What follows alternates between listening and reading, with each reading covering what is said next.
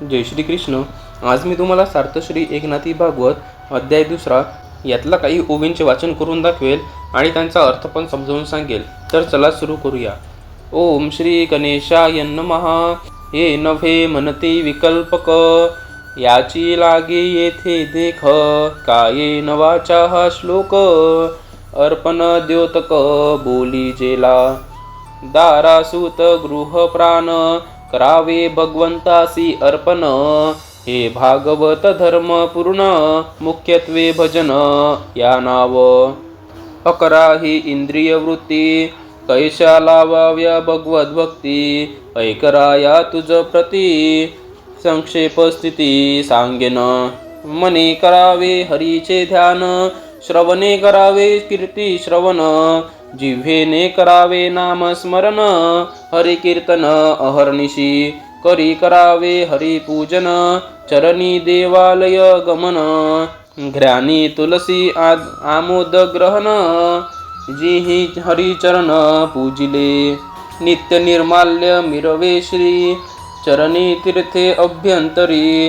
हरी प्रसाद ज्याचे उदरी, त्या देखोनी दुरी भवभय पडे. वाढतेनी सद्भावे जाण, चढतेनी प्रेमे अपूर्ण. अखंड ज्यासी श्रीकृष्ण भजन, त्यासी भवबंधन असेन. सकल भयान माझी थोर, भवभय ती दुर्धर. तेही हरी भक्ती समोर, बापुडे किंकर की विराहे. करितान रामकृष्ण स्मरण, उठोनी पडे जन्म मरण. तेथे भवभयाचे तोंड कोण, धैर्यपण धरावया. जेथे हरी चरण भजन प्रीती, तेथे भवभयाची निवृत्ती. परम निर्भय भगवत भक्ती, आमुच्या मती निज निश्चयो. कृत निश्चयो आमुचा जाण, येथे साक्षी वेदशास्त्र पुराण. सर्वात्मना भगवत भजन, निर्भय स्थान सर्वांसी. असो वेदशास्त्र पुराण, स्वमुखे बोलिला श्रीकृष्ण. मी सर्वता भक्ती आधीन, भक्तिप्रधान भगवत वाक्य. उभवुनिया चारही ब्राह्या, निजात्म प्राप्तीच्या उपाया. भक्त्या हमे कया ग्राह्य, बोलिला लवला ह्यान श्रीकृष्ण. ये वै भगवता प्रोक्ता उपाया ह्यात्मलब्धये. अजह पुसाम विदुषाम, विद्धी भागवतान हितान. भगवंतांनी भोळ्या भाबड्या पुरुषांसाठी सहजपणे आपली प्राप्ती व्हावी, यासाठी जो उपाय स्वमुखाने सांगितला आहे तो भागवत धर्म होय. न करिता वेदशास्त्र व्युत्पत्ती, ऐशिया अज्ञाना निजात्म प्राप्ती. सुगम जोडे ब्रह्मस्थिती, याला की हरिभक्ती प्रकाशिली देवे. आता या ओवींचा अर्थ. काही विकल्पी लोक हे शक्य नाही असे म्हणतात. यासाठी येथे कायेन वाचा हा कृष्णार्पण द्योतक श्लोक सांगितलेला आहे.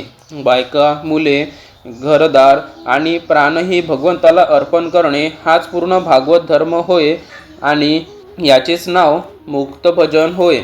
हे राजा, 11 इंद्रियांच्या वृत्ती भगवत भक्तीत कशा लावाव्यात हे मी तुला आता थोडक्यात सांगतो. मनाने हरीचे ध्यान करणे, कानाने त्याची कीर्ती सतत ऐकावी, जिभेने नामस्मरण करणे, रात्रंदिवस हरी कीर्तनात मग्न राहावे, हाताने हरीची पूजा करावी, पायाने देवालयात जावे.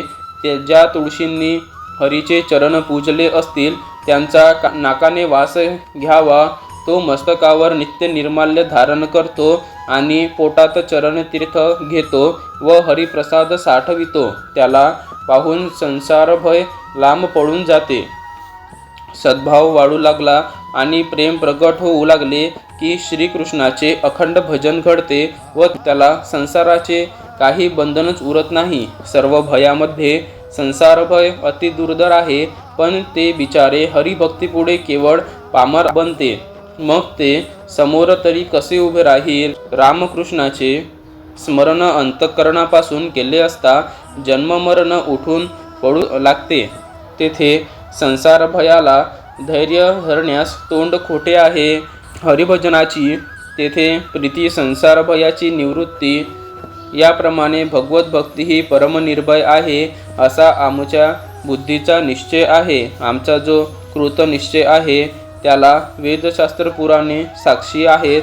त्यामध्ये भक्तीच श्रेष्ठ आहे असे त्याचे वर्णन आहे. तात्पर्य हे की सर्व प्राण्यांना सर्वोपरी भगवत भजन करणे हेच निर्भय स्थान आहे.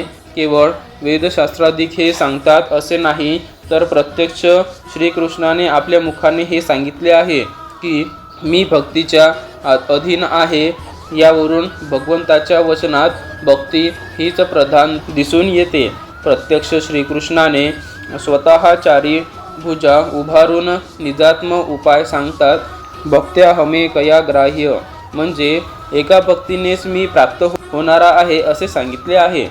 ज्यांनी वेदशास्त्राचे अध्ययन केलेले नाही अशा अज्ञानी जीवांना परमेश्वर प्राप्ती सुगम होऊन त्यांना ब्रह्मस्वरूप होता यावे म्हणून देवाने हरिभक्ती प्रगट केलेली आहे. धन्यवाद.